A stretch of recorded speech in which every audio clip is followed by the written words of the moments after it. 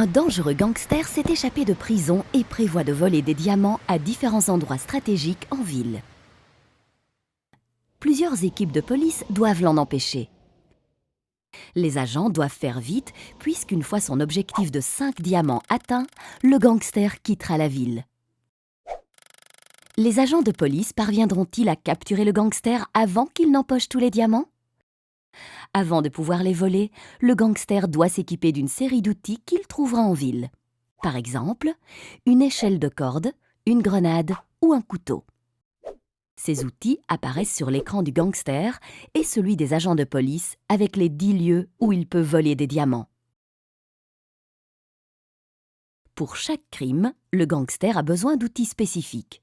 Par exemple, au point 1, le gangster a besoin d'une foreuse et au point 2, il lui faudra une grenade.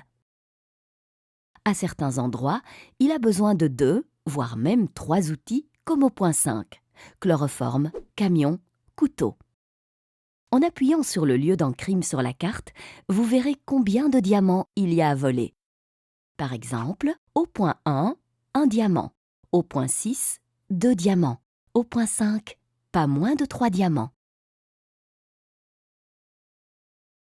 Le gangster doit donc rassembler les outils indispensables à un crime avant de pouvoir le commettre. Le gangster est libre de choisir l'ordre des crimes. Il peut également décider librement des outils qu'il rassemble en ville, ainsi que l'ordre dans lequel il les rassemble.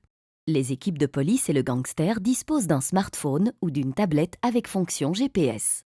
Ainsi, chaque équipe de police peut suivre ses propres mouvements et ceux des autres équipes de police sur la carte de la ville. Vous reconnaissez votre équipe au cercle en dessous de l'icône de police et la flèche qui indique votre position sur la carte. Le gangster ne verra en revanche que sa propre position sur la carte. Vous pouvez déplacer la carte en 4 directions et zoomer pour voir plus de détails en passant le doigt sur l'écran. Vous verrez les noms des rues ainsi que la position précise des outils destinés aux gangsters. Toutes les 4 minutes, les agents voient la position du gangster et le gangster voit celle des agents. Sur la carte du gangster, les icônes des agents de police restent au même endroit jusqu'à l'apparition de leur nouvelle position.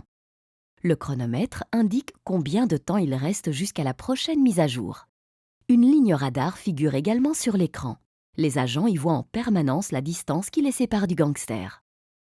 Mais le gangster aussi dispose d'un tel radar. Par exemple, l'équipe de police numéro 1 se situe entre 50 et 100 mètres du gangster, l'équipe numéro 2 entre 100 et 150 mètres, et la troisième entre 150 et 200 mètres. Lorsqu'une équipe de police se rapproche du gangster, son icône se déplace vers la gauche et vice-versa.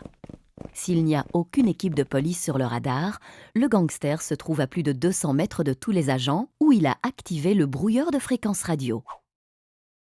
Nous reviendrons sur le brouilleur plus tard. Attention, lorsque le gangster ramasse un outil, les agents reçoivent immédiatement un message. Par exemple, le gangster a pris un couteau. Sa position est alors mise à jour. Lorsque le gangster commet un crime, les agents sont également avertis et la position du gangster leur est communiquée. Par exemple, le gangster a commis un crime au point 5. Les agents doivent tenter d'arrêter le gangster en lui tirant dessus avant qu'il ne parvienne à empocher 5 diamants. Les agents peuvent tirer en appuyant sur le bouton en bas de l'écran. Le gangster, lui, ne peut pas tirer sur les agents. Pour pouvoir tirer, les agents doivent être dans un rayon de moins de 50 mètres du gangster. Si le gangster est touché par les agents, il perd une vie.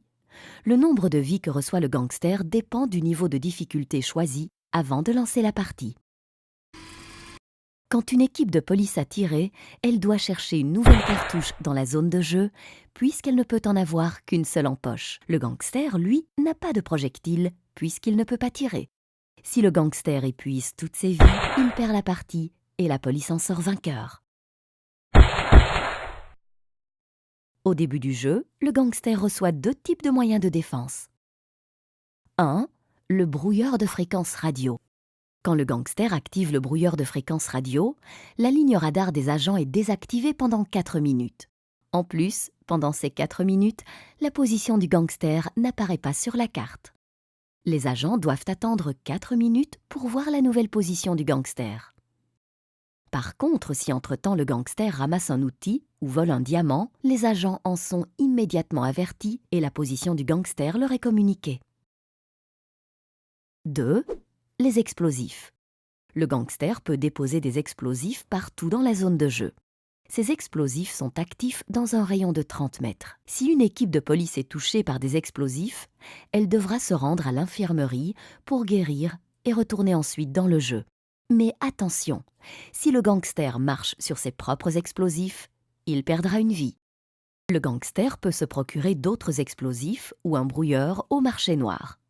Dans certains niveaux de difficulté du jeu, le gangster peut même se doter d'une vie supplémentaire. Pour prendre un outil, le gangster doit marcher jusqu'à l'endroit où l'objet apparaît sur la carte. Pour être certain d'être au bon endroit, il peut zoomer sur la carte pour voir le point précis où il se trouve.